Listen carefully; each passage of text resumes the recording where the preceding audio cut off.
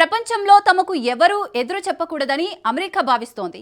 తాము ఆడిందే ఆట, పాడిందే పాట రెచ్చిపోతుంది. తమ ఆధిపత్యానికి, తమ స్వార్థ ప్రయోజనాలకు అనుకూలంగా లేని ఎవరినైనా అమెరికా గద్దె దించేస్తోంది. తాజాగా వెనిజులా విషయంలోనూ అమెరికా తన పాత ఆటని ఆడింది. ఆ దేశ అధ్యక్షుడిని అర్ధరాత్రి బంధించి స్వదేశానికి తీసుకెళ్లింది. ఇలాంటి గలీజు దుర్మార్గ కుట్రలను అమెరికా 1950లో నుంచే తెరలేపింది. అమెరికా నీచపు కుట్రలను ఇరాన్తోనే ప్రారంభించింది. అప్పటి నుంచి ఇప్పటి వరకు ప్రత్యక్షంగా పరోక్షంగా ఎన్నో ప్రభుత్వాలను కూల్చేసింది. స్వయంగా మిలిటరీని దించి దాడి చేసింది. ఆర్థికంగా దోచుకొని ఆయా దేశాలను సర్వనాశనం చేసింది. ఇప్పుడు అమెరికా వెనిజులాపై పడింది. అసలు ఎందుకు అమెరికా ఆయా దేశాలపై దాడి చేస్తోంది? ఏ దాడుల్లో అమెరికా ఎదురు దెబ్బలు తింది? Watch the story.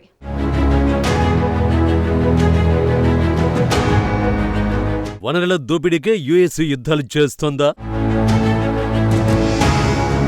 1950లో నుంచే అమెరికా డర్టీ గేమ్స్ ఆడుతోందా? ఏ యుద్ధాల్లో అగ్రదేశం కుయ్యమన్నది? వెనిజులాలో అర్ధరాత్రి అధ్యక్షుడు నికోలస్ మదురోను అమెరికా సైన్యం బంధించింది. ఈ సంఘటనతో ప్రపంచమంతా షాక్ అయింది. మదురో అతడి భార్యను అమెరికా సైన్యం బంధించి స్వదేశానికి తీసుకువెళ్లింది. అయితే వెనిజులాలోని చమురు నిక్షేపాలపై అమెరికా కన్నేసింది. అందుకే మదురోను గద్దెదించి తమకు అనుకూలమైన ప్రభుత్వాన్ని ఏర్పాటు చేయాలని వాషింగ్టన్ ఈ మిలిటరీ ఆపరేషన్ కు పాల్పడింది. కానీ మదురో సర్కార్ డ్రగ్స్ ముఠాలా వ్యవహరిస్తోందని అమెరికా ఆరోపించింది. ఆ మేరకు డ్రగ్స్ ముఠాలను ఉగ్రవాదులుగా పేర్కొంది. డ్రగ్స్ ముఠాలపై 2025 ఆగస్టులో అమెరికా యుద్ధాన్ని ప్రకటించింది. అప్పటి నుంచి కరేబియన్ సముద్ర జలాల్లోకి భారీగా సైన్యాన్ని మోహరించింది. అత్యాధునిక F-35 యుద్ధ విమానాలు, డిస్ట్రాయర్ నౌకలు, SS జెరాల్డ్ ఫోర్డ్ విమానవాహక నౌకను, నేవీ, మిలిటరీ సిబ్బందిని కరేబియన్ జలాల్లో ఉంచాడు. మొదట బోట్లను టార్గెట్ చేసిన అమెరికా మదురో యాక్టివిటీస్ ను గమనించేందుకు CIA టీమును కూడా పంపింది. సరిగా సందు చూసి అర్ధరాత్రి అమెరికా సైన్యం హెలికాప్టర్లను వెనిజులా రాజధాని కారకస్ లో యాక్షన్ కు దింపింది. మదురోతో పాటు అతని భార్యను కూడా అమెరికా సైన్యం బంధించింది. వెనిజులాలో ప్రభుత్వాన్ని అగ్రదేశం కూల్చేసింది. నిజానికి అమెరికా ఇలా చాలా ప్రభుత్వాలని కూల్చేసింది. కానీ మదురో కేసు మాత్రం అందుకు విరుద్ధం. అతన్ని స్వయంగా అమెరికా సైన్యమే వెళ్లి బంధించి స్వదేశానికి తీసుకువెళ్లింది.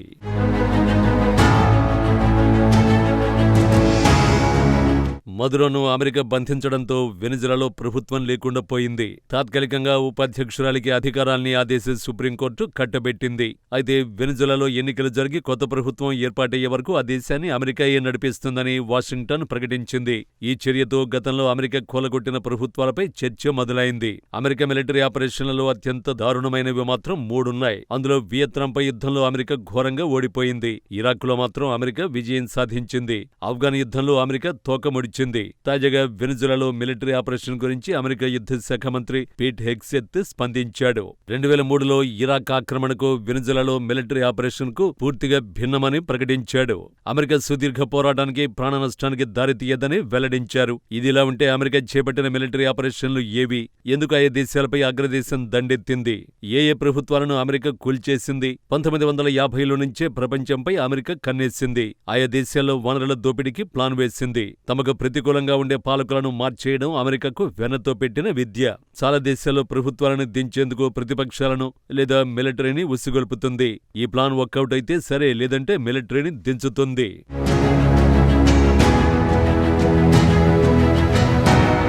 1953లో ఇరాన్ ప్రధానమంత్రిగా మొహమ్మద్ మొస్సాదేగ్ అధికారంలో ఉన్నాడు. ఆ దేశంలో చమురును కాజేయాలని అమెరికా, బ్రిటన్ ప్లాన్ వేశాయి. ఆ 2 దేశాల ఆటలకు మొస్సాదేగ్ చెక్ పెట్టాడు. ఆ దేశంలోని చమురు కంపెనీలను మొస్సాదేగ్ జాతీయం చేశాడు. ఇది గిట్టని అమెరికా, బ్రిటన్ CIA, MI6 ను రంగంలోకి దించాయి. ఆ 2 నిఘా సంస్థలు తెర వెనుక ఉండి తప్పుడు కథనాలు రాయించాయి. మత కట్టడాలపై దాడులు చేయించారు. ఇది ఇరాన్ ప్రజల్లో ఆగ్రహానికి కారణమైంది. ఆ తర్వాత ఇరాన్లో తమకు అనుకూలంగా ఉన్న సైన్యాన్ని అమెరికా ఉసిగొల్పింది. మొస్సాదేగ్ ప్రభుత్వంపై 1953 ఆగస్టు 19న సైన్యం తిరుగుబాటు చేసింది. అప్పటి ప్రధానిని అరెస్ట్ చేశారు. ఈ ఘటన చరిత్రలోనే కాదు, ప్రపంచ భౌగోళిక రాజకీయాల్లో అత్యంత వివాదాస్పద ఘట్టంగా నిలిచింది. ప్రజాస్వామ్యబద్ధంగా ఎన్నికైన ప్రభుత్వాన్ని కూలదోయడానికి అమెరికా జరిపిన తొలి సీక్రెట్ ఆపరేషన్ ఇదే కావడం దారుణం. ఆ తర్వాత తమకు అనుకూలంగా ఉన్న షా మొహమ్మద్ రెజా పహ్లావీకి అమెరికా అధికారాన్ని కట్టబెట్టింది. ఇరాన్ చమురుపై మళ్లీ అమెరికా ఆధిపత్యం మొదలైంది. పహ్లావీ నియంతృత్వం ఇరాన్ చరిత్రను మార్చేసింది. 1979లో ఇరాన్ విప్లవానికి కారణమైంది. ఆ తర్వాత 1954లో గ్వాటెమాలాపై అమెరికా యాక్షన్కు దిగింది. ఈ దేశంలో యునైటెడ్ ఫ్రూట్ అనే అమెరికన్ కంపెనీ ఉంది. దానికి 2 లక్షల ఎకరాల భూములున్నాయి. ఈ భూ వివాదం గ్వాటెమాలా తిరుగుబాటుకు కారణమైంది.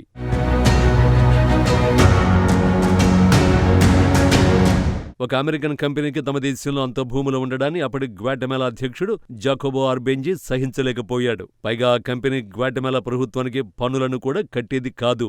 ఈ నేపథ్యంలో భూ సంస్కరణల పేరుతో డిక్రీ 900 చట్టాన్ని తీసుకొచ్చాడు. ఈ చట్టం ప్రకారం సాగు చేయకుండా ఖాళీగా ఉన్న భూములను స్వాధీనం చేసుకుంటుంది. ఈ చట్టం అమెరికాకు ఆగ్రహాన్ని తెప్పించింది. తమ కంపెనీలనే ఆర్బెంజీ టార్గెట్ చేశాడంటూ సీరియస్ అయింది. ఇక్కడ కూడా ఆర్బెంజీ ప్రభుత్వాన్ని కూలగొట్టేందుకు సిఐఏను అమెరికా రంగంలోకి దించింది. కార్లోస్ కాస్టిలో ఆర్మాస్ నేతృత్వంలో చిన్న సైన్యాన్ని ఏర్పాటు చేసి అమెరికానే తిరుగుబాటు చేయించింది. కార్లోస్ అధికారులకి వచ్చిన తర్వాత డిక్రీ 900 చట్టాన్ని రద్దు చేశాడు. 1963లో వియత్నాంపై అమెరికా దండయాత్రకు దిగింది. ఎన్గో దిన్హా డీమ్ కమ్యూనిజానికి మద్దతిస్తున్నాడని అమెరికా ఆరోపించింది. కమ్యూనిజంను అడ్డుకునేందుకు ఆ దేశంలో మిలిటరీతో తిరుగుబాటు చేయించింది. మరోవైపు ఉత్తర వియత్నాం దాడులను పెంచింది. ఈ దాడుల్ని అడ్డుకోవడానికి అమెరికా సైన్యం స్వయంగా రంగంలోకి దిగింది. ఈ యుద్ధంలో ఉత్తర వియత్నాంను ఎదుర్కొనలేక అమెరికా సైన్యం చతికిలబడింది. ఇది అమెరికా చరిత్రలోనే అతిపెద్ద యుద్ధ వైఫల్యంగా మిగిలిపోయింది. విచిత్రంగా దక్షిణ వియత్నాంలో డెమ్ హత్యకు గురైన 3 వారాలకే అమెరికా అధ్యక్షుడు కెనడీ కూడా హత్యకు గురయ్యాడు.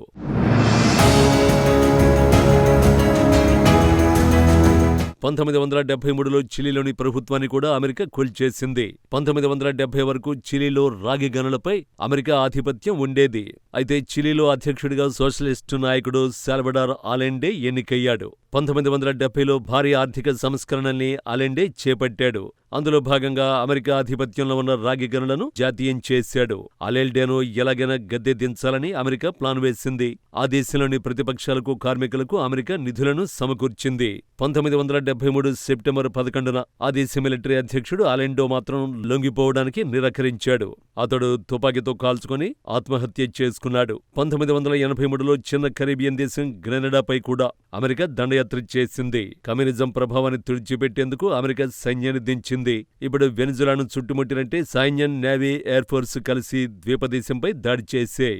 ఈ దాడిని అంతర్జాతీయ చట్టాలను ఉల్లంఘించడమేనని ఐక్యరాజ్య సమితి ఘోషించింది. కానీ అమెరికా మాత్రం పట్టించుకోలేదు. మాదక ద్రవ్యాల పేరుతో వెనిజులా అధ్యక్షుడిని టార్గెట్ చేసినట్టే 1989లో పనామా పైన అమెరికా విరుచుకుపడింది.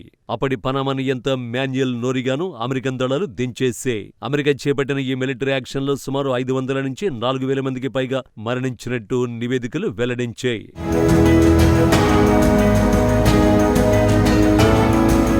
న్యూయార్క్లోని వరల్డ్ ట్రేడ్ సెంటర్పై 2001లో తీవ్రవాదులు దాడి చేశారు.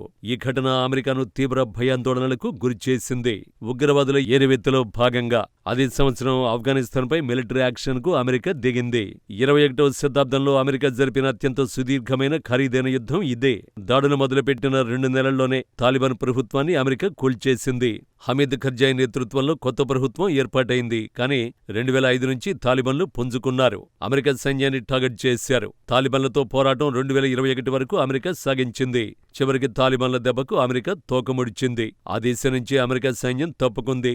వియత్నాం యుద్ధం తర్వాత అమెరికా ఓడిపోయిన మరో యుద్ధం ఇదే కావడం విశేషం. అయితే 2011లో ఒసామా బిన్ లాడెన్ను చంపి యుద్ధం లక్ష్యం నెరవేరిందని అమెరికా సంతృప్తి చెందింది. 2000 నుంచి ఇరాక్ అధ్యక్షుడు సద్దాం హుస్సేన్ వద్ద సామూహిక విధ్వంసక ఆయుధాలు ఉన్నాయని ప్రపంచాన్ని అమెరికా నమ్మించింది. అసలు కారణం మాత్రం ఇరాక్ చమురేనని స్పష్టంగా తెలుస్తోంది. 2003 మార్చి 20న ఇరాక్పై అమెరికా యుద్ధానికి దిగింది. కేవలం కొన్ని వారాల్లోనే సద్దాం హుస్సేన్ పాలనను అమెరికా అంతం చేసింది. ఆ తర్వాత ఇరాక్ చమురును అమెరికా కొల్లగొట్టింది. పేరుకి సామూహిక విధ్వంసక ఆయుధాలు అన్నా అలాంటివేవీ యుద్ధంలో అమెరికా గుర్తించలేదు. 2011లో లిబియాలో ప్రజలు పెద్ద ఎత్తున తిరుగుబాటు చేశారు. ఈ తిరుగుబాటులోకి అమెరికా సైన్యం ఎంట్రీ ఇచ్చింది. అప్పటి లిబియా అధ్యక్షుడు నియంత ముయమ్మర్ గడాఫీని అమెరికా గద్దె దింపింది. అమెరికా తన స్వార్థ ప్రయోజనాల కోసం ఏ దేశంలో అయినా కుట్రల్ని చేస్తుంది, ప్రభుత్వాలను గద్దె దించుతుంది. ఈ ప్లాన్లు పారనప్పుడే మిలిటరీని దించుతోంది. ఇప్పుడు వెనిజులాలోనూ తమకు వ్యతిరేకంగా ఉన్న నియంతను అమెరికా బంధించింది. అమెరికా ఆటలో మరో దేశం బలైపోయింది.